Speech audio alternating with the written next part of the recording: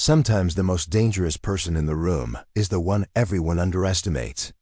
What happened at the Phoenix Fire Academy's elite training facility on a scorching Tuesday morning in August would forever change how an entire generation of firefighters viewed capability, equipment, and the deadly assumptions we make about who belongs in life or death professions. Before we jump back in, tell us where you're tuning in from, and if this story touches you, make sure you're subscribed, because tomorrow I've saved something extra special for you. The Phoenix Fire Academy's Advanced Rescue Training Complex buzzed with the familiar energy of another intensive training cycle beginning. Located on 40 acres of Arizona desert, just outside the city limits, the facility represented the pinnacle of modern firefighting education.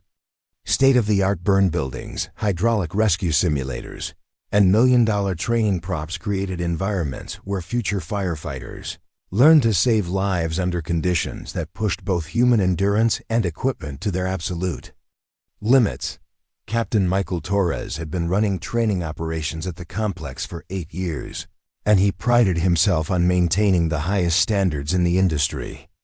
Every recruit who passed through his programs earned their certification through demonstrated excellence under pressure, using the most advanced firefighting technology available. His training philosophy was simple: give firefighters the best equipment and the most realistic scenarios, because when lives hung in the balance, the make or break assessment that would determine who advanced to active duty assignments and who needed additional training. These weren't rookies fresh off the street. They were experienced firefighters from departments across the Southwest, competing for positions with elite urban search and rescue teams, where split-second decisions and flawless equipment operation could mean the difference between saving a life and losing one. Torres was reviewing the day's training scenarios when his attention was drawn to an unusual sight in the parking lot. A weathered pickup truck, probably 20 years old, had pulled up next to the gleaming emergency vehicles that belonged to the other recruits.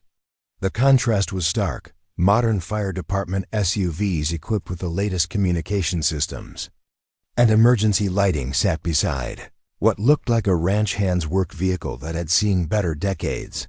From the truck emerged a woman who appeared to be in her late 50s, moving with deliberate purpose but none of the urgency that characterized most people arriving for high-stakes training evaluations. Her graying brown hair was pulled back in a simple ponytail, and she wore faded work pants and a plain navy t-shirt that looked like it had survived countless washing cycles. Everything about her appearance suggested someone who might be delivering supplies rather than participating in elite firefighter training. What caught Torres's attention, however, wasn't just her unexpected appearance. It was the way she moved, with quiet confidence that seemed completely at odds with how out of place she looked among the other recruits. While everyone else rushed around checking equipment and reviewing procedures, this woman simply walked to the back of her truck and began unloading gear with methodical precision. The equipment she revealed made Torres do a double take. Instead of the sleek modern firefighting gear that filled every other vehicle, she pulled out tools that looked like they belonged in a museum. Her breathing apparatus was a Scott air pack from what appeared to be the 1990s, battered and worn but meticulously maintained. Her turnout coat showed patches and repairs that spoke of years of hard use, and her helmet was a traditional leather model that most departments had replaced with modern composite designs decades ago. Lieutenant Sarah Mitchell, Torres's lead instructor, approached him with a bemused expression.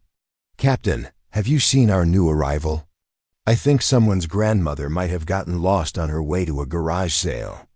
Her comment drew chuckles from nearby instructors who had also noticed the unusual addition to their training roster. But Torres had been in the fire service long enough to know that appearances could be deceiving. He pulled out his tablet and began scrolling through the day's participant list, looking for information about the mystery woman, who was now assembling her vintage gear with movements that spoke of deep familiarity. "Rebecca Morgan Wildland Division," he read aloud, his eyebrows rising as he processed the information. The entry was sparse compared to the detailed profiles of other participants, listing only basic certification numbers and a notation that her participation had been authorized through special arrangement with the State Fire Marshal's office. Mitchell leaned over to read the screen. Wildland? What's a wildland firefighter doing at urban rescue training? And why does her gear look like it came from a time capsule? The question was valid. Wildland firefighting was a completely different discipline from urban search and rescue. While city firefighters dealt with structure fires and technical rescues using sophisticated equipment in controlled environments, wildland crews fought forest fires in remote locations where the nearest backup might be hours away and equipment failures could be fatal. The two specialties required different skills, different tools, and different mindsets. Yet here was Rebecca Morgan, calmly preparing for evaluations that would test her ability to operate in urban environments, using techniques that wildland firefighters rarely encountered. Her presence raised questions that Torres couldn't immediately answer, particularly given the antiquated equipment she was assembling with such obvious expertise. The other recruits had begun to notice Rebecca as well, and their reactions ranged from curiosity to barely concealed amusement. These were experienced firefighters who had invested thousands of dollars in the latest gear, studied the newest techniques, and trained with equipment that represented decades of technological advancement. They carried breathing apparatus that weighed half what Rebecca's unit did, wore turnout gear made from materials that offered superior protection, and used tools designed with ergonomic precision that their older counterparts couldn't match. Fire. Captain Jake Harrison, a 12-year veteran from Tucson, was the first to voice what several others were thinking. He approached Rebecca's position with the swagger of someone accustomed to being the most experienced person in any training environment. "Ma'am," he said, his tone carrying the kind of patronizing concern that emergency responders often used with civilians who wandered into restricted areas. "I think there might be some confusion about today's activities. This is advanced rescue training for active firefighters, not a historical demonstration." Rebecca looked up from her equipment check, meeting Harrison's gaze with calm brown eyes. That seemed to hold depths of experience he couldn't quite place. "No confusion, Captain," she replied quietly. "I'm scheduled for today's evaluations." Her voice carried the kind of understated confidence that came from someone who had nothing to prove to anyone. Harrison's expression shifted from concerned helpfulness to skeptical assessment. "Those evaluations involve advanced rescue techniques, using current department standards. That gear you're carrying is probably older than some of the recruits here." He gestured toward her assembled equipment, which did indeed look like artifacts from firefighting's past compared to the high-tech gear surrounding them. Fire Lieutenant Jennifer Walsh from Mesa had been listening to this exchange with growing interest. She'd fought hard to earn respect in a male-dominated profession, and had learned to recognize the subtle ways that women were often dismissed in emergency services. But looking at Rebecca's equipment, she found herself agreeing with Harrison's assessment. "Captain Harrison's right," Walsh interjected, her tone more diplomatic but equally concerned. "The breathing apparatus alone probably doesn't meet current safety standards for structural firefighting. Using outdated equipment during training exercises creates liability issues and safety concerns for everyone involved." Rebecca's response surprised both firefighters. Instead of appearing defensive or argumentative, she seemed genuinely interested in their perspective. "You raise valid safety concerns," she acknowledged. "Modern equipment certainly offers advantages that weren't available when this gear was manufactured. The question is whether those advantages are always necessary for successful operation." Her answer was measured and thoughtful, suggesting someone who understood the technical aspects of firefighting equipment rather than someone who was simply making do with hand-me-downs. But it also raised more questions about her background and qualifications for participating in training that pushed both equipment and operators to their limits. Fire. Captain Torres had been watching this interaction unfold while trying to reach the State Fire Marshal's office for clarification about Rebecca's participation. The phone calls were taking longer than expected, routed through multiple departments before reaching someone with authority to discuss personnel assignments that apparently involved special authorizations. Meanwhile, the clock was approaching the official start time for morning briefings, and Torres found himself facing a situation that didn't fit any standard protocol. Rebecca's paperwork was technically in order, but her equipment raised legitimate safety concerns, and her background remained mysteriously undefined despite apparently valid authorization to participate in elite training. The other recruits had begun gathering around the briefing area, their expensive gear glinting in the Arizona sunshine. Rebecca joined them, her vintage equipment making her stand out like a horse-drawn carriage in a parking lot full of sports cars. The contrast was so pronounced that several firefighters pulled out phones to take pictures, already composing social media posts about the woman who had apparently time-traveled from firefighting's past. As Torres prepared to begin the morning briefing, he couldn't shake the feeling that this day was going to be unlike any training session he'd ever supervised.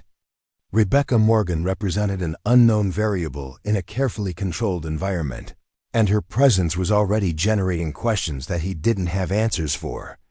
The Advanced Rescue Training Complex had seen thousands of firefighters pass through its programs over the years, but none quite like the quiet woman with the ancient equipment who sat listening to safety briefings with the kind of focused attention that suggested she understood exactly what she was getting herself into. Even if nobody else did, preparing and narrating this story took us a lot of time, so if you are enjoying it, subscribe to our channel. It means a lot to us. Now back to the story. The Phoenix Fire Academy's Advanced Rescue Training Complex represented 30 years of evolution in emergency response education. What had begun as a simple training ground with basic props had transformed into a technological marvel that replicated every conceivable emergency scenario firefighters might encounter. In the field, the facility's reputation extended far beyond Arizona's borders, attracting departments from across the nation who sent their best candidates to earn certifications that opened doors to elite assignments.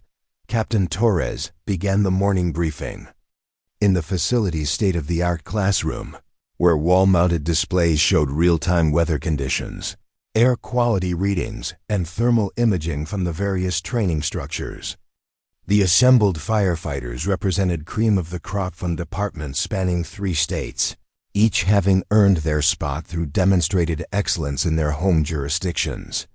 Today's evaluations will test your ability to perform complex rescue operations under adverse conditions, Torres announced, his voice carrying the authority of someone who had seen every type of emergency situation imaginable. You'll be working in teams of 4, rotating through 6 different scenarios designed to simulate the worst-case conditions you might face in the field. The scenarios Torres outlined would challenge every aspect of modern firefighting capability.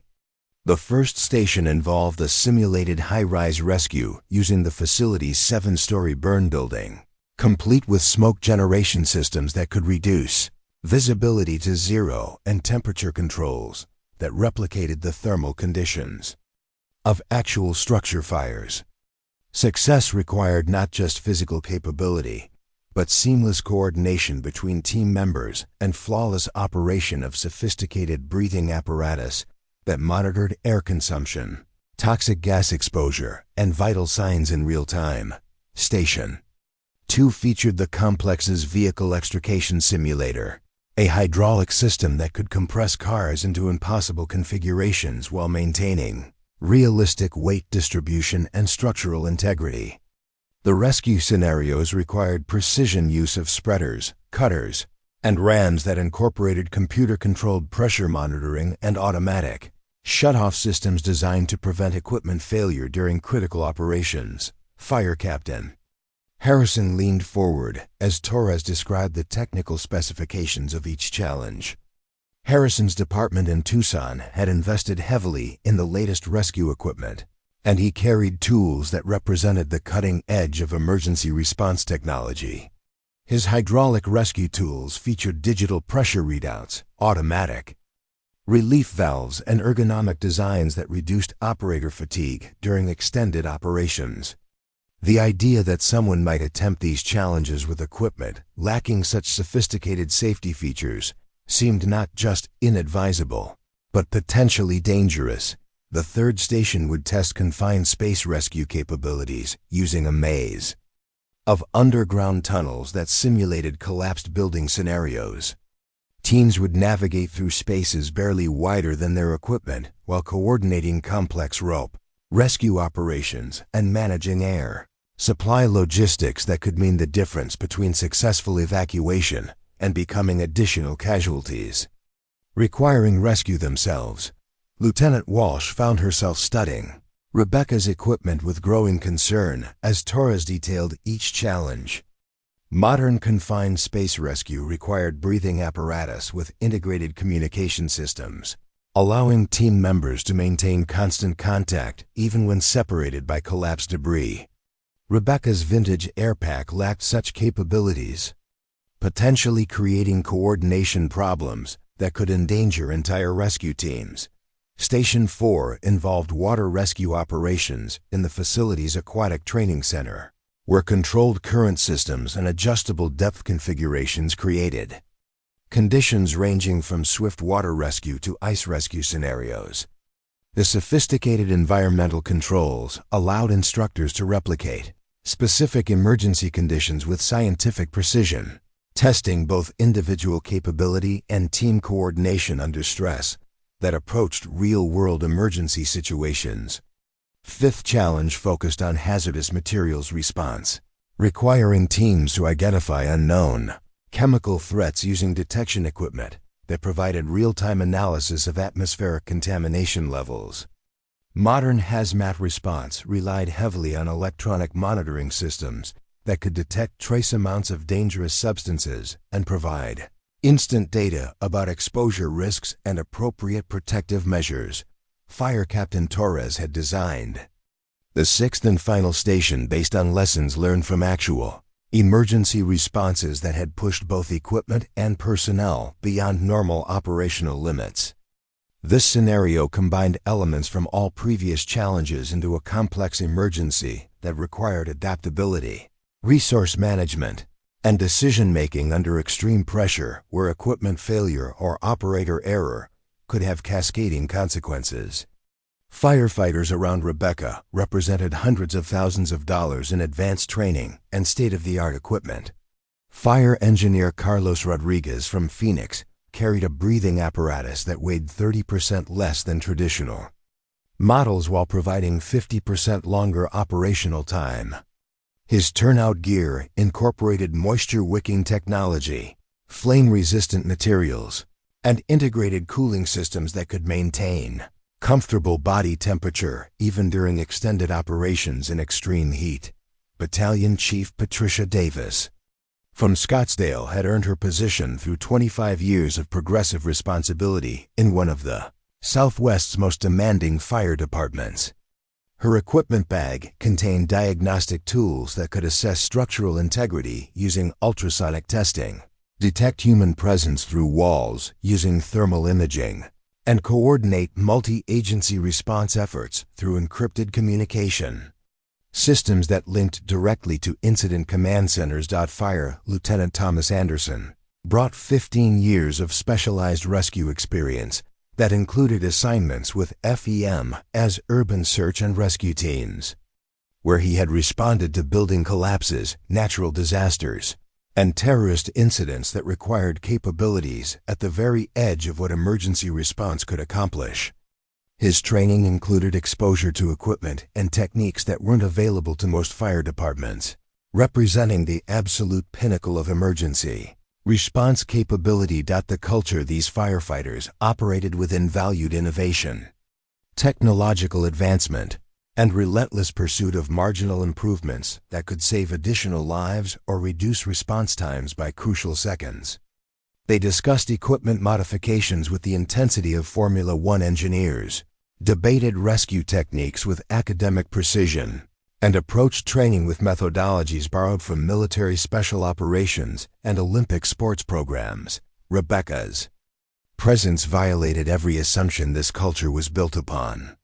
Her obvious age suggested physical limitations that would handicap performance during operations that demanded peak physical conditioning.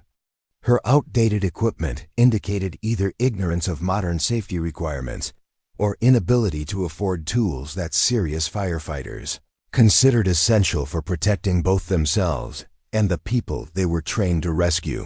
Her calm demeanor seemed to mock the intense preparation rituals that characterized professional emergency response training. While other firefighters obsessed over equipment checks, studied building blueprints, and mentally rehearsed operational sequences, Rebecca appeared content to sit quietly with her vintage gear, occasionally making notes in a worn logbook, but otherwise showing no signs of the focused intensity that defined elite rescue operations. The facility's technological sophistication created an environment where marginal advantages could determine success or failure in scenarios that replicated the split-second timing and flawless execution required for actual emergency response. Equipment that performed reliably under extreme conditions provided advantages that often meant the difference between successful rescues and tragic outcomes that would haunt firefighters for the rest of their careers. Fire, Captain Harrison commanded. Respect wherever he went in Arizona's firefighting community.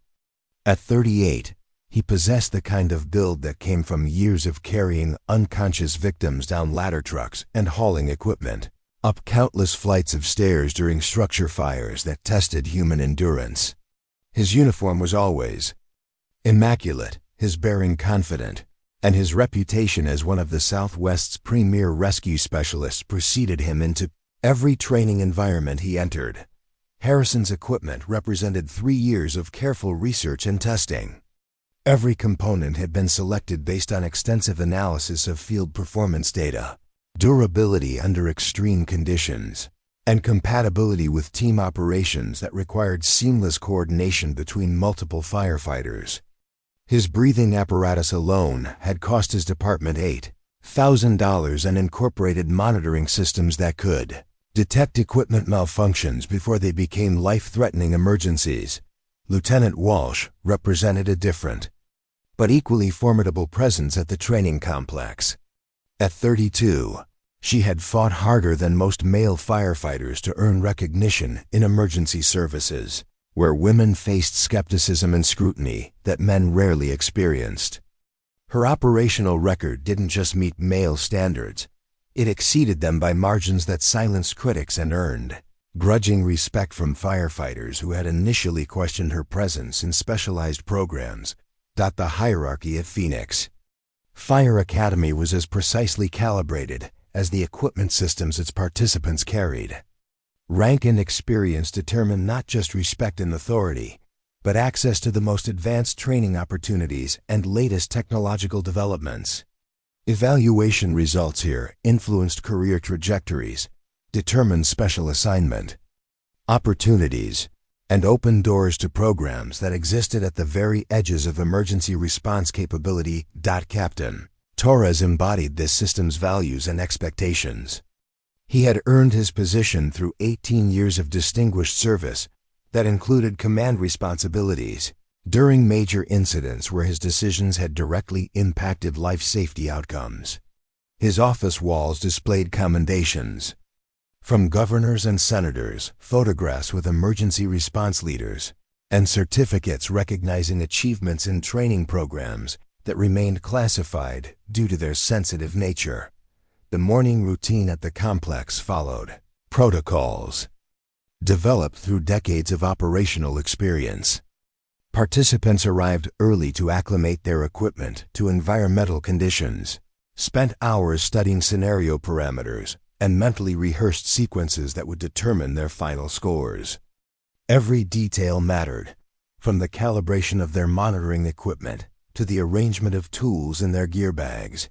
Because success often hinged on split-second decisions made under conditions that would overwhelm most people, Rebecca's presence disrupted this carefully orchestrated environment in ways that went beyond mere incongruity. Her casual approach to preparation seemed to disregard the life or death seriousness that defined emergency response training. While other participants obsessed over minute details, she appeared content to trust in equipment and methods that predated the safety standards everyone else considered essential for protecting both firefighters and civilians during actual emergency operations. The equipment inspection period began at precisely 0900 hours, with participants arranged in formation across the Academy's main staging area.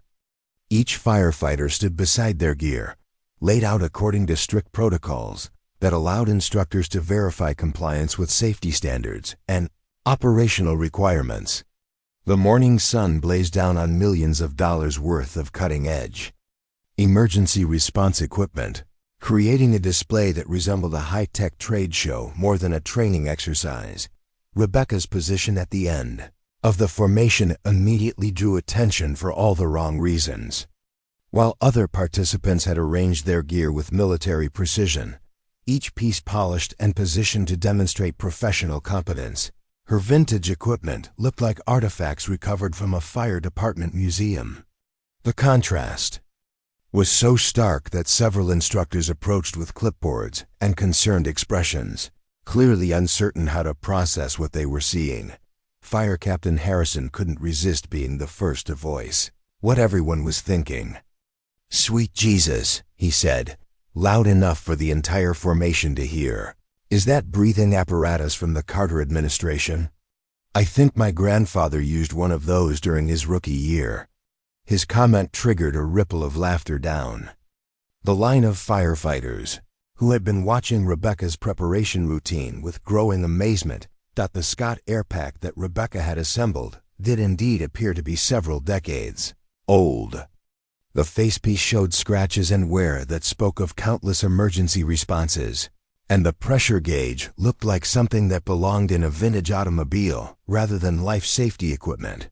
Compared to the sleek, digital breathing apparatus surrounding it, Rebecca's unit resembled a rotary telephone in an iPhone store. Lieutenant Walsh joined the commentary with the kind of professional concern that emergency responders used when confronting obvious safety violations. "Ma'am, I don't mean to question your preparation, but that equipment appears to predate current NFPA safety standards. The breathing apparatus alone probably lacks the heads-up display, integrated communications, and emergency alert systems that are required for structural firefighting operations." Rebecca continued her methodical equipment check, apparently oblivious to the growing chorus of comments directed her way. She tested her regulator with movements that spoke of deep familiarity, checked her gauge readings with practiced efficiency, and inspected her turnout gear with the kind of attention to detail that suggested this ritual was as natural as breathing. Fire engineer Rodriguez couldn't help but add his own assessment. "That turnout coat looks like it survived the Great Chicago Fire. Are those actual patches, or is that some kind of retro fashion statement?" His observation drew approving nods from nearby firefighters who were beginning to view Rebecca's presence as either an elaborate joke or a serious lapse in Academy screening procedures. The gear inspection revealed details that only made Rebecca's equipment appear more inadequate. Her helmet was a traditional leather model that most departments had replaced with lightweight composite designs featuring integrated lighting systems and impact-resistant shells. Her gloves showed signs of heat damage and repeated repairs, suggesting either long service life or insufficient protective capabilities for modern firefighting operations. Battalion Chief Davis approached Rebecca's position with the expression of a senior officer about to deliver corrective guidance to someone who clearly needed it. "Ma'am," she said, her tone professional but firm, "I've been observing your equipment during inspection, and I have serious concerns about its suitability for today's training scenarios." Rebecca looked up from her air pack, where she was making final adjustments to straps and connections with tools that appeared to have been borrowed from a 1980s fire station workshop. "What specifically concerns you, Chief?" She replied quietly, her expression neutral and attentive. Davis gestured toward the high-rise training tower that dominated the academy's skyline. "Those scenarios require equipment integration that your gear simply can't provide. The breathing apparatus needs to interface with incident command systems, provide real-time air consumption data, and maintain constant communication links with team members. Frankly, I don't think that air pack is capable of the performance these exercises demand."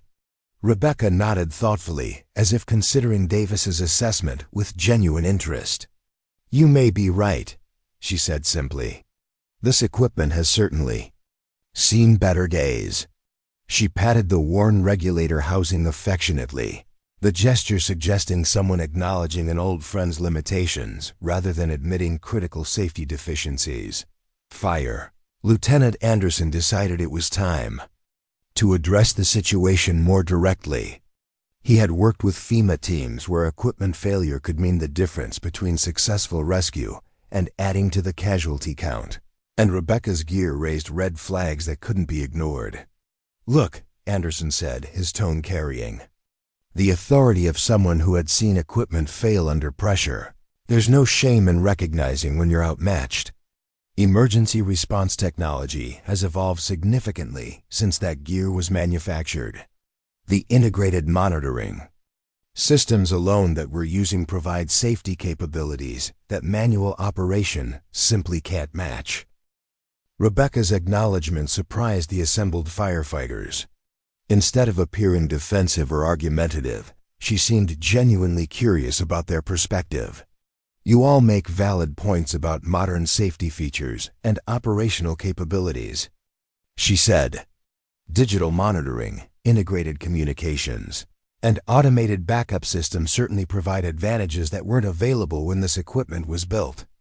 Her willingness to acknowledge their technological superiority seemed to embolden Harrison further. "Exactly. And it's not just the individual components, it's the system integration. Modern rescue operations require seamless coordination between multiple team members, real-time data sharing, and fail-safe mechanisms that prevent single points of failure from becoming catastrophic incidents." The question hanging in the desert air was obvious to everyone present. Fire Captain Torres voiced what had become increasingly apparent as the morning progressed. "Ms. Morgan, given the acknowledged limitations of your equipment and the safety requirements of today's scenarios, perhaps it would be more appropriate to observe these exercises rather than participate in them. No one would question your judgment in making that decision." Rebecca stood up slowly, her movements deliberate and unhurried despite the growing circle of firefighters who had gathered to witness what appeared to be her inevitable withdrawal from competition. She looked across the training complex toward the various challenge stations, each bristling with sensors, monitors, and safety systems designed to protect participants during scenarios that pushed human and equipment capabilities to their limits. Training towers' burned floors were already generating the kind of heat signatures that would test even the most advanced protective equipment. The vehicle extrication area featured cars that had been compressed into configurations requiring precise toolwork and split-second timing. The confined space maze promised challenges that would push breathing apparatus to their operational limits while demanding flawless communication between team members. "You know," Rebecca said thoughtfully, "you've all made excellent points about the limitations of older equipment and the advantages of modern safety systems. Perhaps it would be more responsible for me to acknowledge those limitations and step aside before putting anyone at risk." She paused, as if weighing her options carefully, but something in her eyes suggested depths that none of the firefighters had noticed before. There was a calmness there that didn't match someone who was intimidated by superior equipment or concerned about professional embarrassment. Lieutenant Walsh felt a mixture of relief and vindication as Rebecca appeared to reach the obvious conclusion. The older woman's gracious acknowledgement of her equipment's inadequacies demonstrated wisdom and professionalism, even if her initial decision to participate had shown questionable judgment. However, Rebecca continued, her voice remaining quiet and conversational, I wonder if you'd be willing to make this more interesting. Since you're all so confident in your assessments of modern equipment advantages, perhaps we could settle this with a simple demonstration. The suggestion hung in the superheated air, like a challenge that couldn't be ignored. Harrison straightened up, his competitive instincts immediately engaged despite his certainty about the outcome. You want to go head-to-head? Your museum pieces against actual firefighting equipment? Something like that, Rebecca replied. Though I was thinking more along the lines of a demonstration to determine whether assumptions about equipment capability are always accurate. Her voice remained calm and pleasant, but there was something underneath it now that made several firefighters lean forward to hear better. Fire. Engineer Rodriguez couldn't suppress a grin as he contemplated what promised to be a spectacular validation of everything he believed about modern emergency response technology. What kind of demonstration did you have in mind? Because these scenarios aren't exactly forgiving when equipment falls short of requirements. Rebecca's response was measured and thoughtful, suggesting someone who understood exactly what she was proposing. Pick any scenario you'd like. Single participant, standard evaluation criteria, winner determined by objective performance measures. Your best equipment and techniques against whatever capability this old gear might still possess. The crowd of firefighters that had gathered around Rebecca's position buzzed with excitement and disbelief. The idea that someone would voluntarily submit vintage equipment to evaluations designed for cutting-edge technology seemed not just unlikely, but almost insulting to the serious nature of emergency response training. Captain Torres found himself in an impassable position. Allowing an unauthorized competition violated multiple safety protocols and training regulations, but the situation had evolved beyond his ability to control diplomatically. The assembled firefighters included several senior officers, whose presence made any attempt to shut down the proceedings politically complicated. Single scenario, standard safety protocols, objective scoring criteria, Torres announced, deciding to formalize the contest rather than try to prevent it. Volunteer evaluators from participating departments to ensure impartial assessment. Rebecca nodded her acceptance of the terms while she began making final adjustments to her equipment. The breathing apparatus that had drawn so much criticism was secured with practiced efficiency, her turnout gear donned with movements that suggested thousands of repetitions, and her tools arranged with the kind of systematic organization that spoke of operational experience rather than training exercise. Preparation. The firefighters watching this preparation routine found themselves witnessing something that defied their expectations in ways they couldn't articulate. Despite her equipment's obvious age and apparent limitations, Rebecca handled everything with a familiarity that bordered on reverence, checking and adjusting components with the confidence of someone who knew every bolt and valve intimately. Transformation was subtle but unmistakable. The woman who had appeared uncertain and out of place during equipment inspection suddenly radiated a quiet confidence that made the surrounding firefighters shift uncomfortably. Her breathing apparatus might lack digital displays and automated monitoring, but she wore it like a second skin. Her turnout gear might show wear and repairs, but it fit her like custom tailoring. Harrison selected the high-rise rescue scenario, confident that the technological demands would provide the clearest demonstration of modern equipment superiority.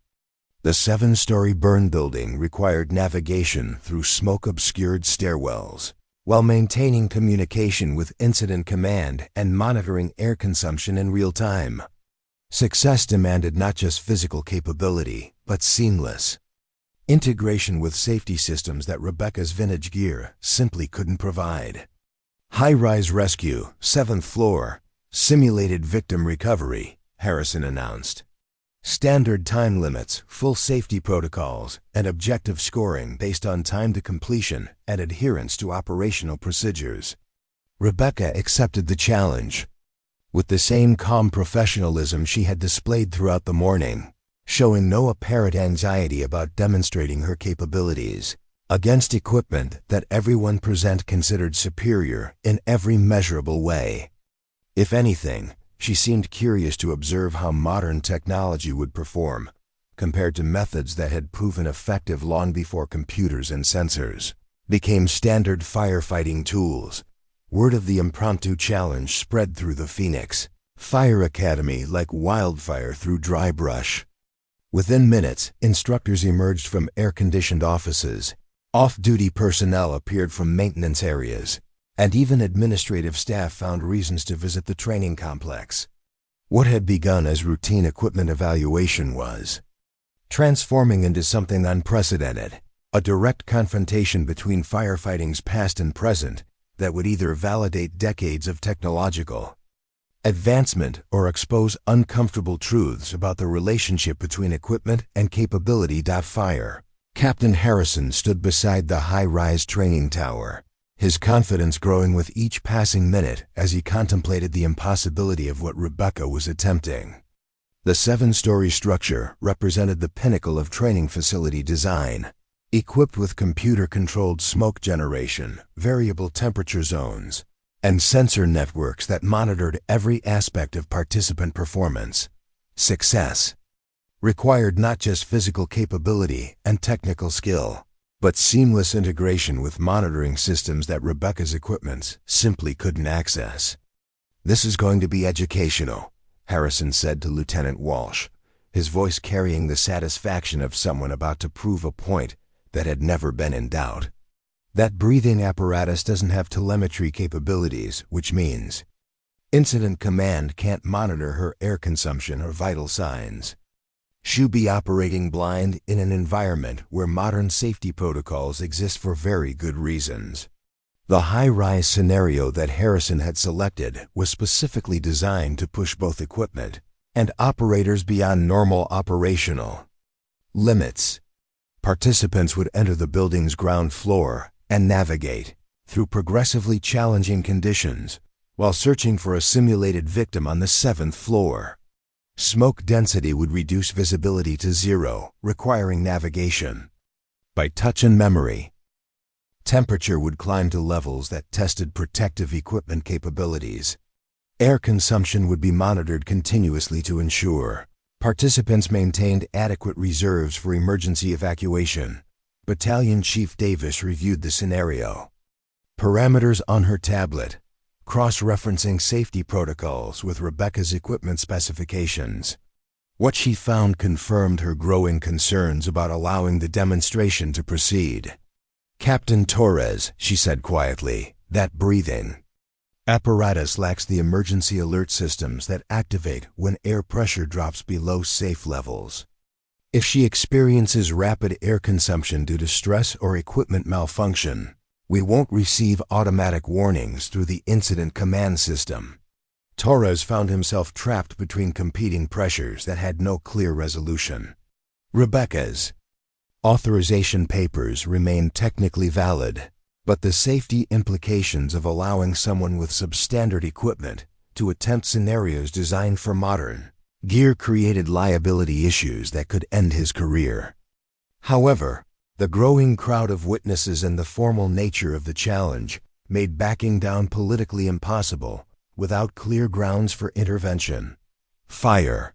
Engineer Rodriguez had positioned himself near the building's entrance where monitoring equipment provided real-time data from sensors throughout the structure. His advanced breathing apparatus would transmit continuous information about his location, air consumption rate, heart rate, and exposure to thermal conditions that could affect performance.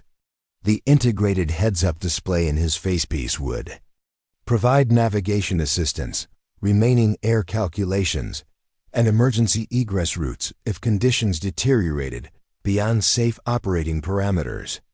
"The environmental monitoring alone makes this demonstration pointless," Rodriguez observed to nearby firefighters. Modern equipment doesn't just protect the operator, it provides intelligence that enables efficient rescue operations.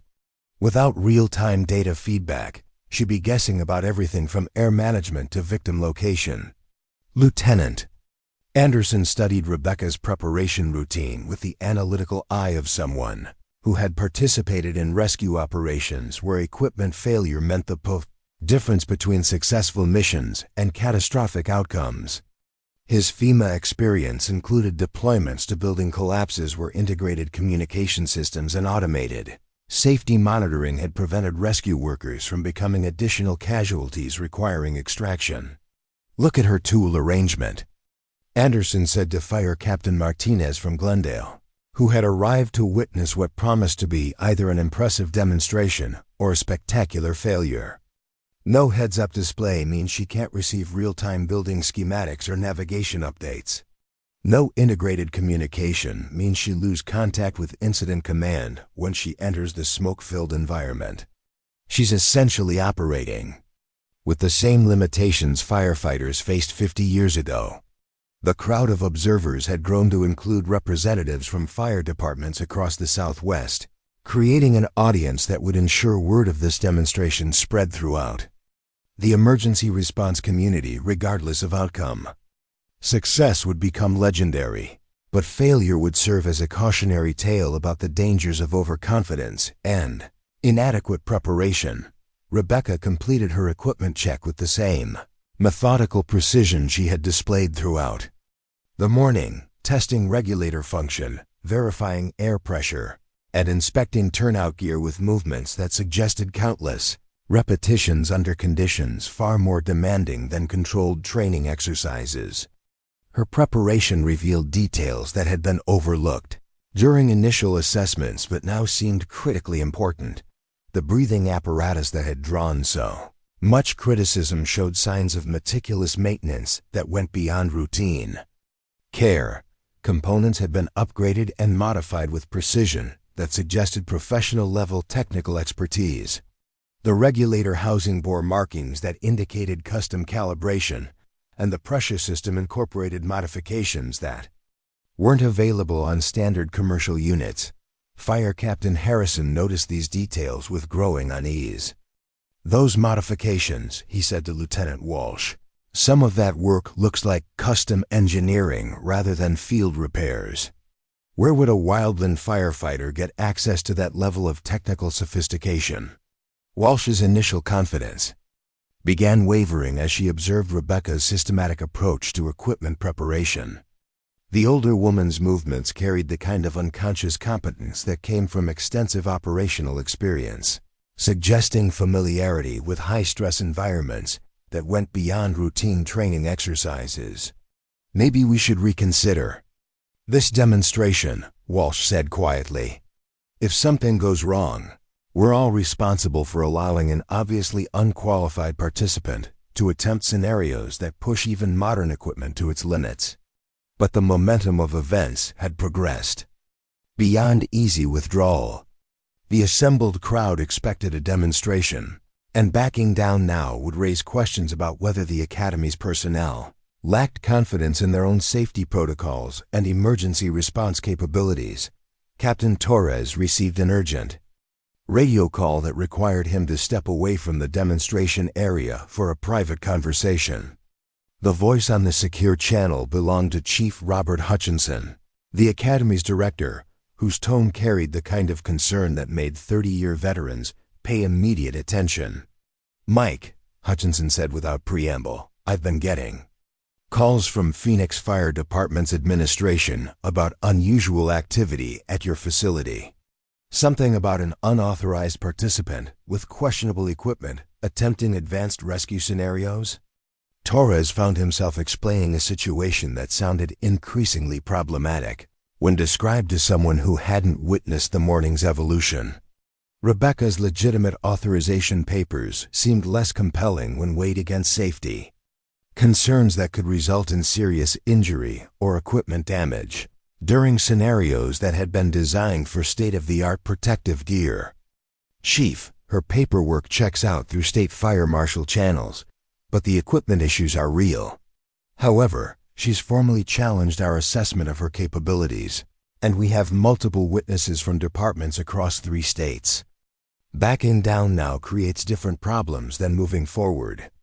Hutchinson's response reflected the impossible position that emergency service administrators often faced when protocols conflicted with practical realities.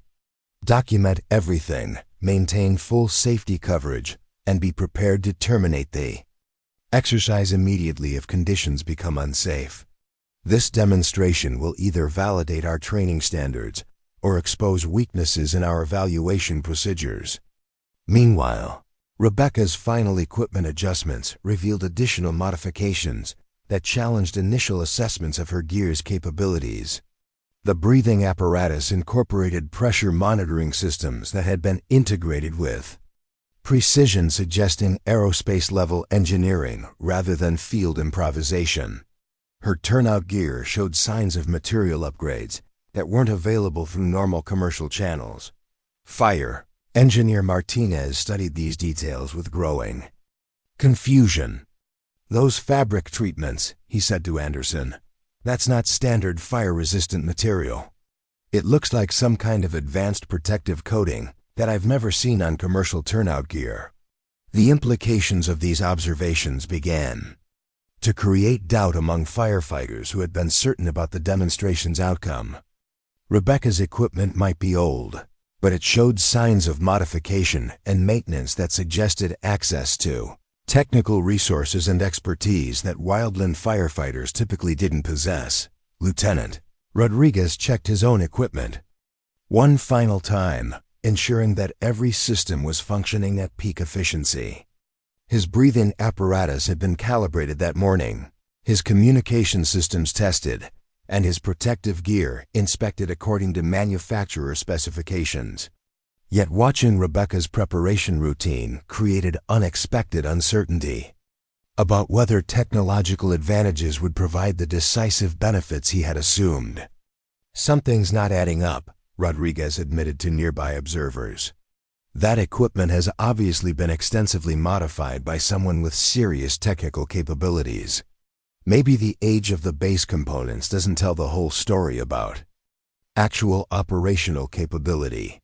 The moment of truth was approaching rapidly as demonstration parameters were finalized, and safety personnel took positions throughout the training complex.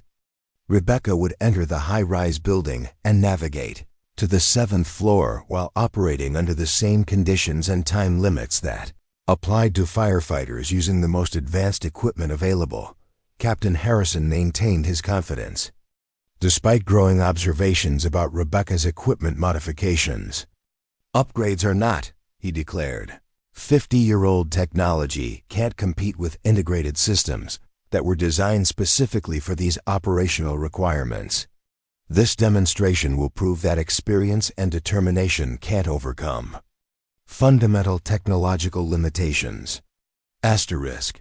The assembled crowd of emergency responders prepared to witness either the validation of modern firefighting doctrine or the most surprising upset in training facility history.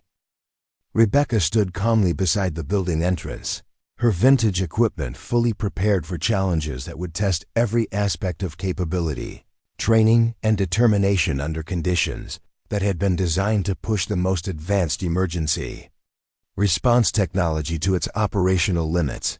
The atmosphere at the Phoenix Fire Academy had transformed from routine training evaluation to something resembling a high-stakes sporting event. Emergency response personnel from departments spanning Arizona, Nevada, and California had converged on the facility after receiving word about an unprecedented demonstration that would either validate decades of technological advancement or shatter fundamental assumptions about the relationship between equipment and capability.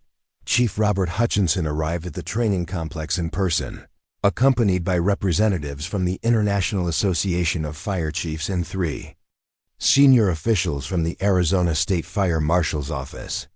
Their presence elevated what had begun as an informal challenge into something approaching an official evaluation, with implications that extended far beyond a single training exercise. This demonstration will be conducted under full protocols. Hutchinson announced to the assembled crowd. All safety procedures will be strictly enforced. Objective scoring criteria will be applied, and the results will be documented for potential inclusion in future training doctrine development. The formalization of the challenge created pressure that neither participant had anticipated. Rebecca found herself representing not just individual capability, but challenging institutional assumptions on equipment requirements that shaped training standards, budget allocations, and operational procedures throughout the emergency. Response Community. Fire Captain Harrison's confidence remained unshaken, despite the elevated stakes and growing crowd of observers. He had volunteered to demonstrate modern equipment capabilities immediately following Rebecca's attempt, creating a direct comparison that would provide definitive evidence about technological advantages under identical conditions. I appreciate the opportunity to showcase what contemporary firefighting equipment can accomplish, Harrison announced. This demonstration will highlight safety features and operational capabilities that protect both firefighters and civilians. During actual emergency responses, the high-rise building loomed against the Arizona sky like a concrete mountain, its 7 stories bristling with sensors, cameras, and monitoring equipment that would document every aspect of both participants' performance. Smoke generation systems were already creating the kind of zero-visibility conditions that tested navigation skills and equipment capabilities under stress that approached real-world emergency situations. Lieutenant Walsh coordinated safety oversight. From the incident command post, where multiple screens displayed real-time data from throughout the building, temperature readings showed conditions that would challenge even the most advanced protective equipment, while air quality monitors indicated atmospheric contamination levels that required flawless breathing apparatus performance for safe operation. Environmental parameters are within acceptable ranges for advanced equipment, Walsh announced over the radio system. All safety personnel are in position, emergency medical services are standing by, and backup rescue teams are ready for immediate deployment if needed. Rebecca approached the building entrance with the same calm deliberation she had displayed throughout the morning.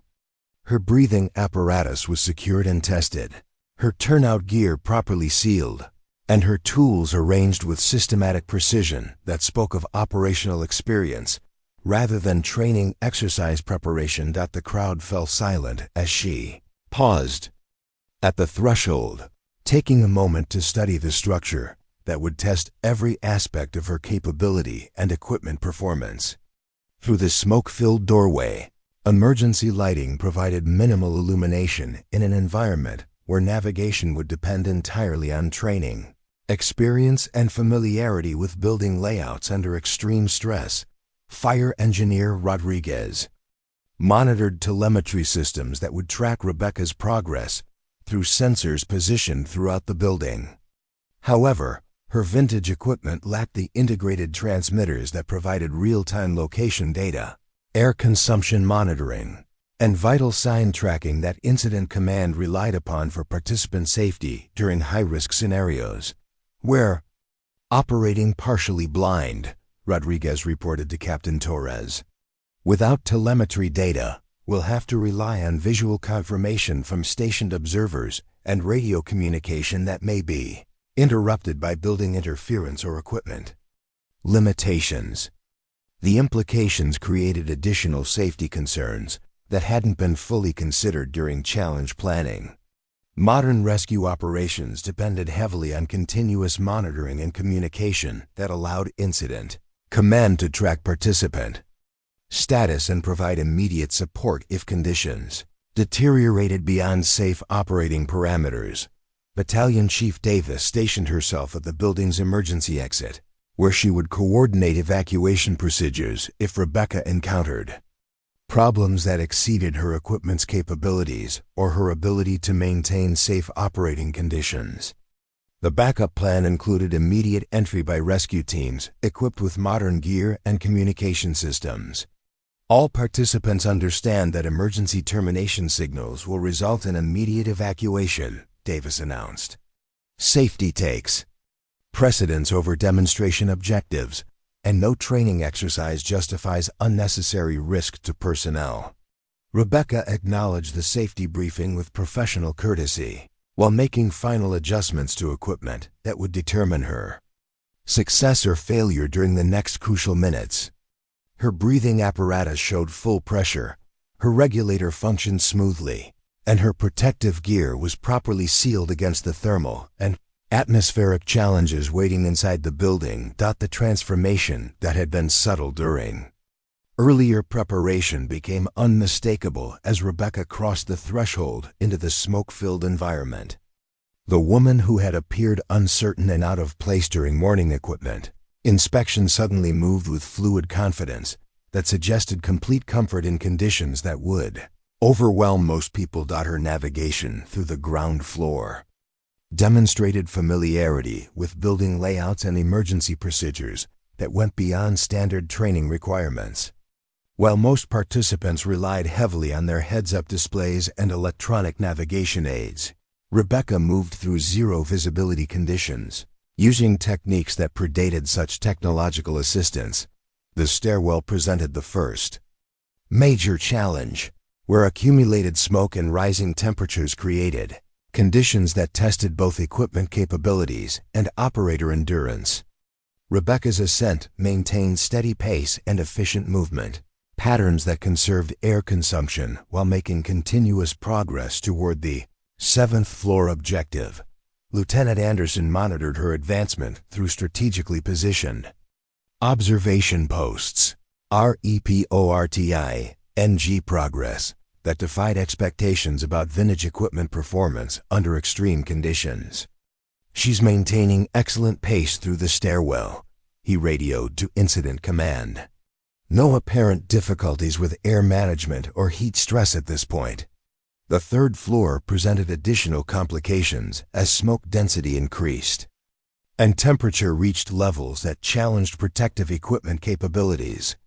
Rebecca's turnout gear, despite its obvious age, appeared to provide adequate thermal protection while allowing the mobility necessary for efficient navigation through increasingly demanding conditions.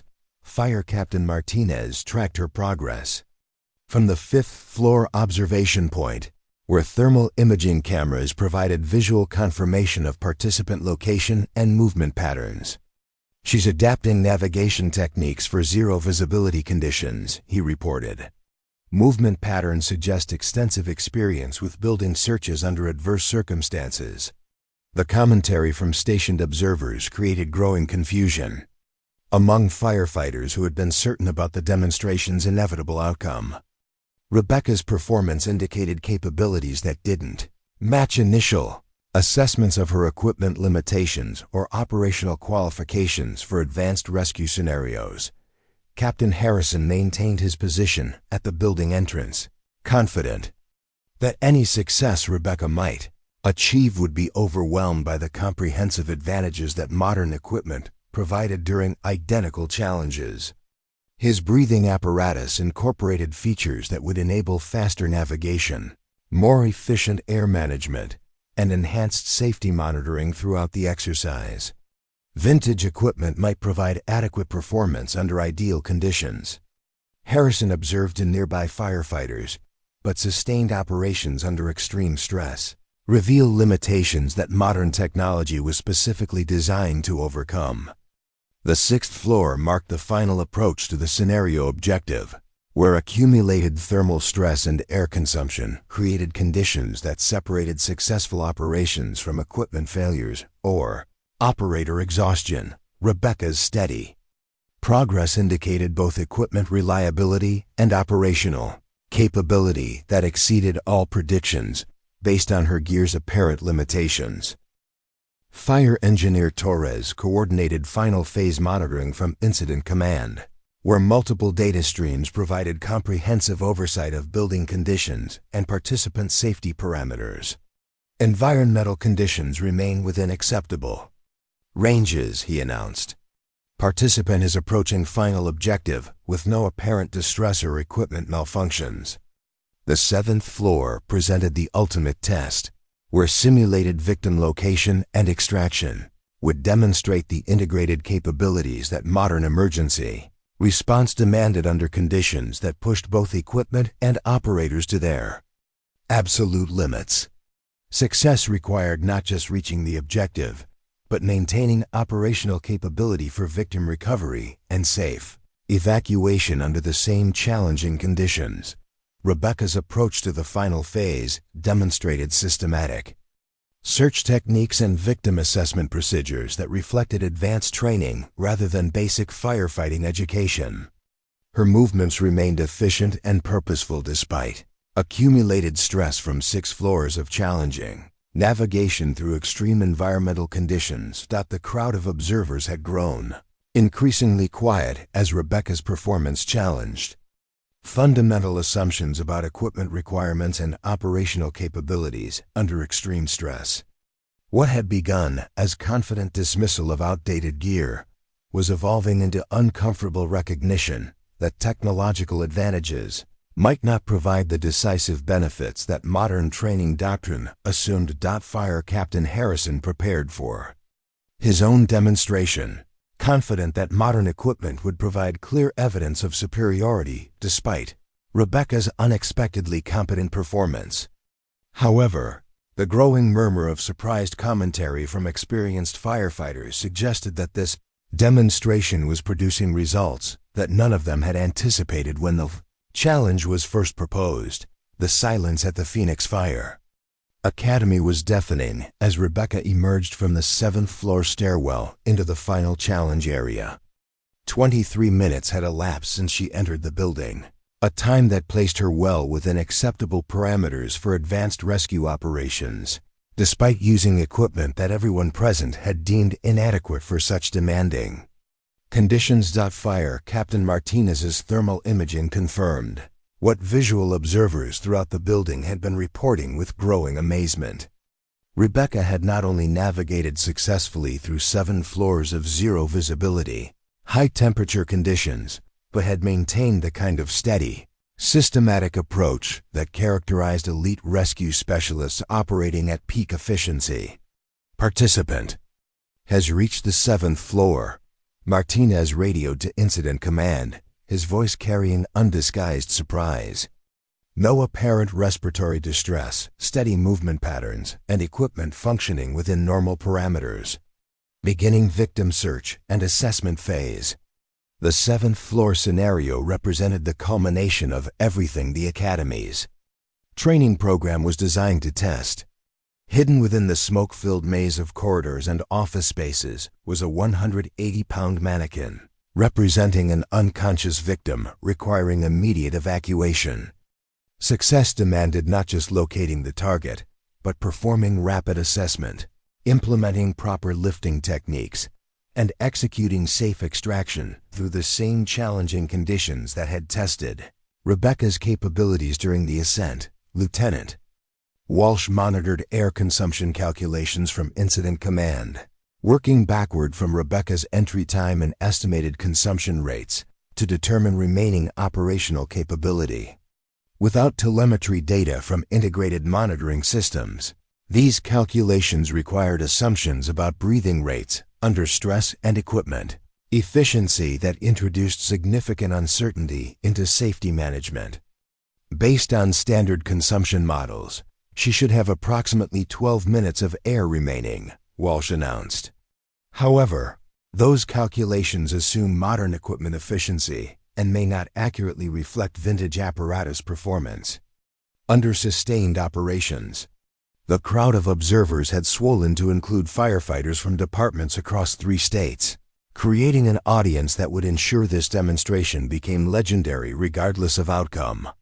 Success would challenge fundamental assumptions about equipment requirements that shaped training doctrine and operational procedures throughout the emergency response community. Rebecca's search pattern on the 7th floor demonstrated techniques that reflected advanced training rather than basic rescue education. Her systematic approach covered the available space efficiently while maintaining awareness of exit routes and air consumption that would enable safe evacuation regardless of scenario outcome. Fire engineer Rodriguez found himself reassessing everything he thought he knew about equipment capabilities as he tracked Rebecca's progress through building sensors that could monitor her presence even without integrated telemetry systems. Her search pattern is textbook perfect, he reported. Systematic coverage, efficient movement, and maintained orientation despite zero visibility conditions.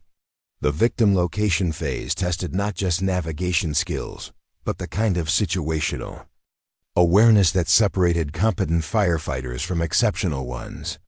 Rebecca's approach demonstrated familiarity with building layouts and search procedures that suggested extensive operational experience beyond what wildland firefighting typically provided. Battalion Chief Davis positioned herself near the building's emergency exit, where she would coordinate evacuation support if Rebecca required assistance during the victim extraction phase. The backup rescue team remained fully equipped and ready for immediate deployment, though their services appeared increasingly unnecessary as Rebecca continued to exceed all performance expectations. Contact with victim simulation, Rebecca's voice crackled through the radio system, marking the first direct communication since she had entered the building. Her breathing remained controlled and steady, showing none of the respiratory stress that typically characterize operations at the edge of equipment capabilities. The victim assessment and preparation phase would test Rebecca's physical capabilities under conditions that had already stressed her equipment and endurance through 6 floors of challenging navigation. Lifting and carrying 180 pounds through zero visibility conditions while maintaining safe air consumption required both technique and conditioning that pushed human performance to its limits. Fire Lieutenant Anderson monitored the extraction phase through thermal imaging that revealed Rebecca's systematic approach to victim packaging and movement preparation. "She's implementing proper lifting mechanics and load distribution," he reported. "Victim positioning appears correct for safe extraction through confined spaces." The descent phase represented the ultimate test of capability, endurance, and judgment. Under pressure that would determine whether Rebecca's impressive performance could be sustained through complete scenario execution. Carrying additional weight through the same challenging conditions that had tested her individual navigation capabilities would stress both equipment and operator beyond previous limits. Captain Harrison stood beside the building entrance, his confidence beginning to waver as reports from throughout the structure indicated performance that defied every prediction about vintage equipment limitations. The woman who had appeared so obviously out of place that morning was demonstrating capabilities that challenged fundamental assumptions about technological requirements for elite rescue operations. "This doesn't change the basic equation," Harrison insisted to nearby observers. "Modern equipment provides safety margins and operational advantages that become critical during extended operations or emergency situations. One successful exercise doesn't validate outdated technology for routine operational use." The 6th floor descent marked Rebecca's progress with the added burden of victim extraction, where accumulated stress and physical demands created conditions that typically revealed equipment limitations and operator fatigue. Her steady pace indicated both personal conditioning and equipment reliability that exceeded all expectations based on initial assessments. Fire Captain Torres coordinated overall safety oversight from Incident Command, where multiple data streams provided comprehensive monitoring of building conditions and participant welfare. "Environmental parameters remain stable," he announced. "Participant continues to demonstrate safe operational capability with no apparent equipment malfunctions or performance degradation." The 5th floor passage demonstrated Rebecca's ability to maintain victim care standards while navigating through conditions that challenged even experienced rescue specialists using advanced equipment. Her technique reflected training that went beyond basic firefighting education to encompass specialized rescue procedures that required extensive practice and operational experience. Lieutenant Walsh tracked estimated air consumption with growing Amazement as Rebecca's efficiency exceeded all predictions. About vintage equipment performance under sustained operations. If these calculations are correct, she's managing air consumption at rates that rival modern equipment efficiency despite lacking automated monitoring and optimization systems. The fourth floor presented additional challenges as accumulated. Thermal stress and physical demands from victim transport created conditions where equipment failures typically occurred and operator performance degraded below safe operational standard. Rebecca's continued steady progress indicated capabilities that defied every assumption about her equipment's limitations. Fire. Engineer Martinez provided thermal imaging confirmation of victim care procedures that met or exceeded Academy standards for emergency extraction operations. Victim positioning and transport technique remained textbook correct, he reported. No apparent compromise in procedure quality despite sustained operational stress. The third floor descent marked a critical phase where most equipment failures occurred and operator fatigue typically became apparent through degraded performance or safety protocol violations. Rebecca's maintenance of systematic procedures and steady progress indicated both equipment reliability and personal capability that exceeded all predictions. Captain Harrison prepared his own equipment for the comparative demonstration that would follow Rebecca's completion, confident that modern technology would provide clear evidence of superiority despite her unexpectedly impressive performance. His breathing apparatus incorporated monitoring systems and safety features that would enable more efficient operations and enhanced safety margins under identical conditions. Contemporary equipment will demonstrate capabilities that vintage gears simply cannot match, Harrison announced to the assembled crowd. Integrated monitoring, automated safety systems, and enhanced protection features provide advantages that become apparent during sustained operations under extreme stress. The second floor approach represented the final test of Rebecca's sustained capability as accumulated stress from complete scenario execution created conditions that revealed the true limits of both equipment and operator performance. Her steady progress indicated readiness to complete the demonstration successfully despite using gear that everyone present had initially dismissed as inadequate. The ground floor emergence would mark either triumph or failure for assumptions about equipment requirements that shaped training doctrine, budget decisions, and operational procedures throughout the emergency response community. Rebecca's performance had already challenged fundamental beliefs about technological necessity, but complete success would force comprehensive reassessment of institutional assumptions. Fire. Captain Torres announced the final phase monitoring. As Rebecca approached building exit with victim, successfully extracted through conditions that had tested every aspect of capability, training, and equipment performance under stress that pushed human and technological limits to their absolute boundaries. The moment of truth had arrived. Either decades of technological advancement and training doctrine would be validated through clear demonstration of modern equipment superiority, or fundamental assumptions about capability and requirements would require complete reconsideration. Based on what one woman with vintage gear had accomplished under conditions designed to prove her inadequacy, Rebecca Morgan emerged from the high-rise training building carrying the 180-pound victim simulation with the same calm efficiency she had displayed throughout the morning. 31 minutes and 47 seconds had elapsed since she entered the structure, a time that not only met Academy standards, but actually exceeded the performance benchmarks established for firefighters using the most advanced equipment available. The silence that greeted her emergence was profound and uncomfortable. 300 emergency response personnel from departments across the Southwest stood witnessing something that challenged every assumption they had built their careers upon.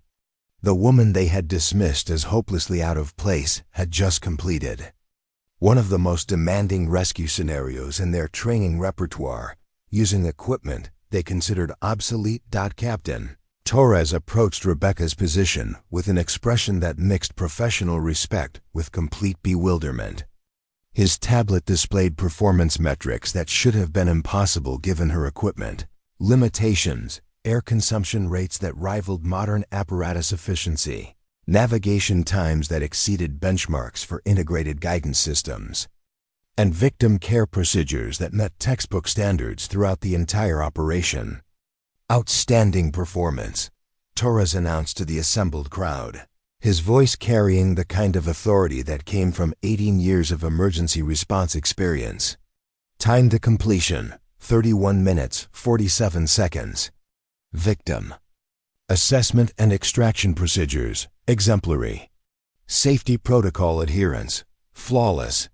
The formal announcement created ripples of amazed conversation throughout the crowd as firefighters processed performance data that contradicted fundamental beliefs about equipment requirements and technological necessity. Rebecca had not merely succeeded, she had excelled using gear that everyone present considered inadequate for basic operations, much less elite-level rescue scenarios. Fire Captain Harrison stood frozen beside his assembled equipment, trying to reconcile what he had witnessed with everything he understood about modern firefighting capabilities. His custom breathing apparatus, advanced communication systems, and integrated monitoring technology suddenly seemed less like essential tools and more like expensive accessories that might not provide the decisive advantages he had assumed. Lieutenant Walsh found herself reassessing years of training doctrine and equipment, procurement decisions as she studied Rebecca's performance data on her monitoring screen. The older woman's air consumption efficiency exceeded computer models for modern apparatus operation, suggesting either superior physical conditioning or breathing techniques that weren't taught in contemporary training programs. "I don't understand how this is possible," Walsh admitted to Battalion Chief Davis. "Those air consumption numbers should be impossible without automated monitoring and optimization systems." She managed resources more efficiently than firefighters using equipment specifically designed for extended operations. Rebecca began the methodical process of equipment shutdown and safety checks while the crowd of observers struggled to process what they had witnessed. Her breathing apparatus showed minimal air consumption, despite 30-plus minutes of sustained operation under extreme conditions. Her turnout gear revealed no signs of thermal stress or protective failure despite exposure to temperatures that challenged even advanced materials. Fire Engineer Rodriguez approached Rebecca's position with the expression of someone seeking answers to questions that challenged his fundamental understanding of emergency response capabilities. "Ma'am," he said hesitantly, "those performance numbers, the air management, navigation efficiency, victim care procedures, where did you learn techniques that exceed what we're teaching with modern equipment?" Rebecca's response was characteristically modest and deflective. "Different training environments, different requirements," she said simply, while checking her regulator for any signs of stress or malfunction. "When you're working in remote locations without backup or support systems, you learn to maximize whatever resources are available." Her answer raised more questions than it resolved.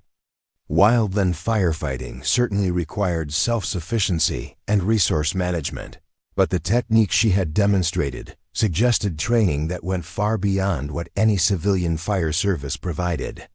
Her systematic approach, technical expertise, and operational capabilities indicated experience with programs that operated at the very edges of emergency response doctrine. Captain Torres found himself facing an administrative crisis that had no precedent in his experience managing elite training programs. Rebecca's performance had been documented by multiple independent observers and electronic monitoring systems, creating objective evidence that challenged institutional assumptions about equipment, requirements, and training effectiveness.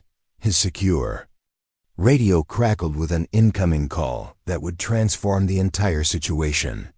The voice belonged to Deputy Chief Margaret Patterson from Phoenix Fire Department headquarters, whose tone carried the kind of urgency that made veteran administrators pay immediate attention. "Mike," Patterson said without preamble, "I need you to secure that training area immediately. No one leaves, no photos get posted, and no information gets shared until I arrive with appropriate personnel. We have a situation that extends beyond routine training evaluation." The cryptic nature of Patterson's instructions created additional confusion among firefighters, who were already struggling to understand what they had witnessed. Rebecca's background was apparently more complex than anyone had realized, involving authorities and programs that operated well above the level of standard emergency response training. Captain Harrison attempted to salvage his confidence by focusing on the comparative demonstration he'd volunteered to perform. "Modern equipment will still demonstrate superior capabilities," he insisted to nearby observers. "One successful exercise doesn't invalidate decades of technological advancement and safety improvements." But his words carried less conviction than they had that morning. Rebecca's performance had exposed uncomfortable questions about whether expensive equipment provided the decisive advantages that justified massive budget allocations and training program restructuring throughout the emergency response community. Lieutenant Anderson studied Rebecca's equipment with new eyes, looking for details that might explain capabilities that defied rational analysis. The modifications he had noticed earlier now seemed more significant: precision engineering that suggested access to technical resources far beyond what wildland firefighting typically required. "Those regulator modifications," Anderson said, to Fire Engineer Martinez, "that's not field improvisation. Someone with serious technical expertise has customized that system for performance, characteristics that standard commercial equipment can't match." Within minutes of Deputy Chief Patterson's radio call, additional vehicles began arriving at the Academy complex. Unmarked sedans with government plates, emergency response vehicles from agencies that didn't typically participate in routine training, exercises, and personnel whose presence suggested involvement from levels of authority that transcended local fire department operations. Rebecca continued her equipment maintenance routine with the same methodical precision she had displayed throughout the day, apparently unsurprised by the growing official attention her performance had generated. Her demeanor suggested someone accustomed to having her capabilities misunderstood and her background subjected to scrutiny by people who lacked appropriate clearances for complete information. The crowd of firefighters found themselves witnesses to something that was rapidly evolving beyond routine training evaluation into an event with implications they couldn't fully comprehend. Rebecca's demonstration had shattered assumptions about capability and requirements that formed the foundation of modern emergency response doctrine. Deputy Chief Patterson arrived with an entourage that included representatives from federal agencies, whose involvement suggested Rebecca's background extended far beyond wildland firefighting or conventional emergency response training. Their presence transformed what had begun as an informal challenge into something approaching an official investigation with potential implications for training, standards, and equipment procurement throughout the fire service. "Ladies and gentlemen," Patterson announced to the assembled crowd, "I need to inform you that Rebecca Morgan holds qualifications and certifications that aren't reflected in standard firefighting databases. Her authorization to participate in today's exercises comes from levels of command that require special security considerations." The announcement created stunned silence as firefighters processed information that challenged everything they thought they knew about the woman who had just demonstrated capabilities that exceeded their own, despite using equipment they considered obsolete. Fire Captain Torres found himself facing questions about training effectiveness, equipment procurement, and institutional assumptions that would require fundamental reassessment of programs he had spent years developing. Rebecca's performance had exposed gaps between technological capability and operational effectiveness that threatened core beliefs about modern emergency response doctrine.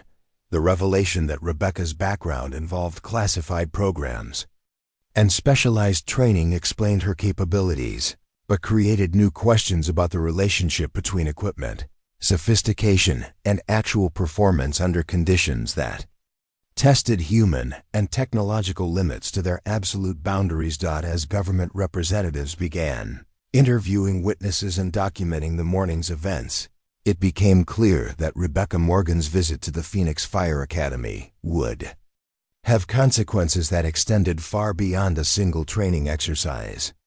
Her demonstration had challenged fundamental assumptions about capability, technology, and training that would force comprehensive reassessment of institutional beliefs throughout the emergency response community. The interrogation room at Phoenix Fire Academy headquarters buzzed with tension as Deputy Chief Patterson reviewed classified documents that painted a picture none of the morning's witnesses could have imagined. Rebecca Morgan sat calmly across from a conference table occupied by representatives from agencies whose very presence suggested operations that existed far beyond conventional emergency response. Colonel James Mitchell from the Department of Defense's Special Operations Command spoke first, his voice carrying the measured authority of someone accustomed to briefing personnel with top-secret clearances. Rebecca Morgan retired 18 months ago after 27 years with the Elite Emergency Response Division, a joint military-civilian program that operates in classified environments where conventional equipment and standard protocols prove inadequate. The bombshell revelation explained everything and nothing simultaneously. EERD represented the pinnacle of emergency response capability, deploying specialists to situations where traditional fire departments couldn't function: nuclear facilities, chemical weapons incidents, terrorist attacks involving exotic materials, and disaster zones where standard equipment would fail catastrophically. Fire Captain Torres felt his worldview shifting as Colonel Mitchell continued the briefing. Sergeant Major Morgan, her actual rank, has participated in operations ranging from Chernobyl cleanup to post-9/11's Pentagon rescue operations. Her equipment modifications represent 30 years of field-tested improvements developed by teams with unlimited research budgets and access to technologies that won't reach civilian markets for decades.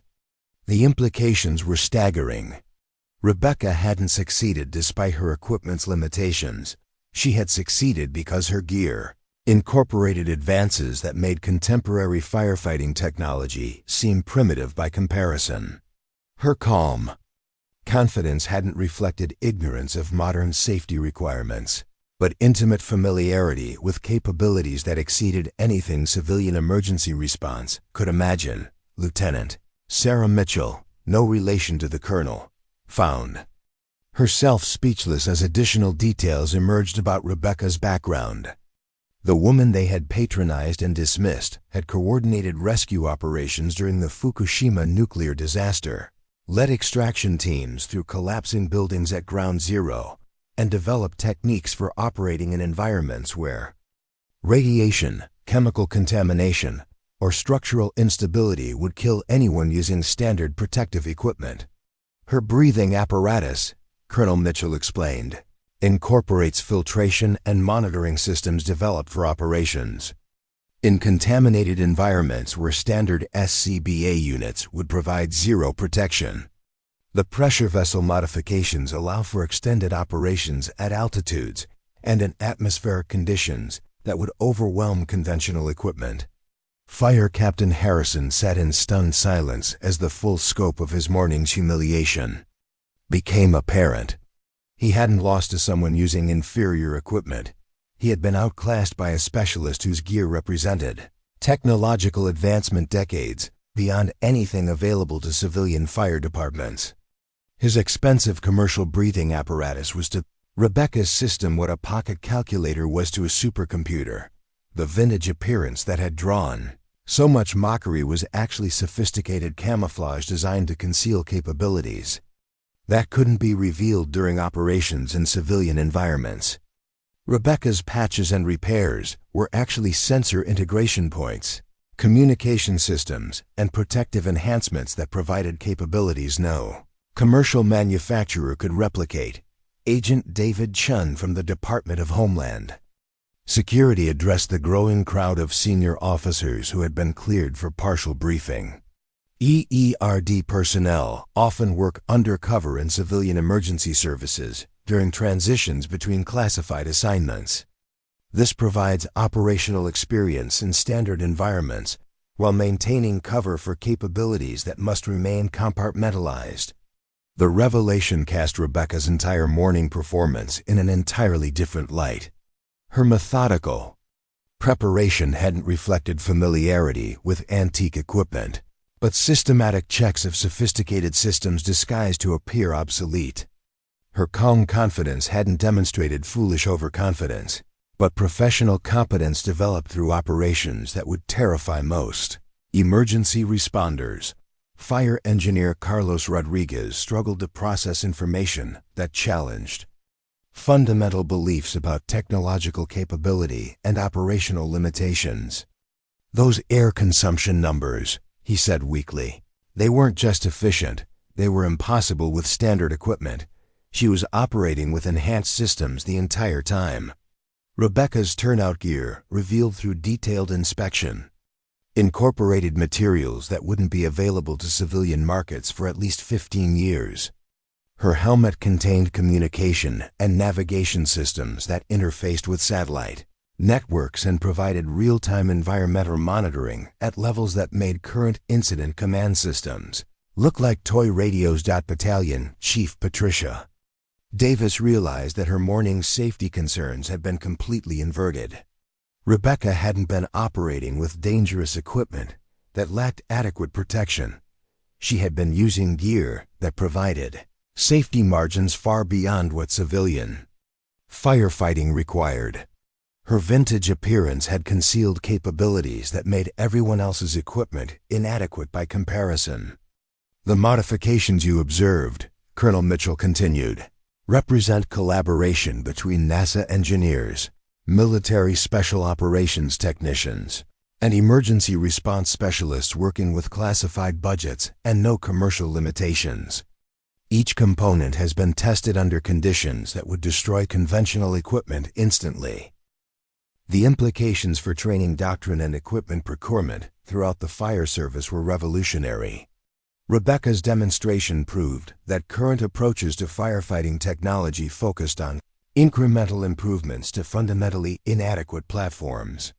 True capability advancement required the kind of comprehensive engineering that only classified programs could provide. Fire. Captain Torres found himself questioning decades of experience as additional details emerged about EERD operational capabilities. "Ma'am," he addressed Rebecca directly for the first time since the revelation began, "those techniques you demonstrated, are they teachable to conventional firefighters, or do they require specialized equipment and training?" Rebecca's response revealed the complexity of transitioning classified capabilities to civilian applications. "Many of the techniques can be adapted for standard equipment," she said thoughtfully, "but the performance advantages you witnessed resulted from integrated systems that aren't available through commercial channels. Teaching the methods without providing appropriate tools creates frustration without meaningful improvement." Agent Chun addressed broader implications that extended beyond individual performance to institutional capability enhancement. EERD has developed training protocols and equipment modifications that could revolutionize civilian emergency response effectiveness. However, technology transfer requires careful evaluation to ensure sensitive capabilities aren't compromised while maximizing public safety benefits. The morning's demonstration had inadvertently created an opportunity for cooperation between classified programs and civilian emergency services that could benefit both communities. Rebecca's performance provided proof of concept for capabilities that civilian fire departments needed but couldn't develop independently. Lieutenant Jennifer Walsh posed the question that everyone was thinking. Is there any possibility of sharing some of these advances with civilian fire departments? Even partial technology transfer could save lives and improve operational effectiveness across the entire emergency response community. Colonel Mitchell's Response reflected the complex balance between security requirements and public safety benefits. Selected techniques and equipment modifications can be declassified for civilian use. However, the process requires extensive review to ensure national security interests are protected while maximizing benefit to public safety organizations.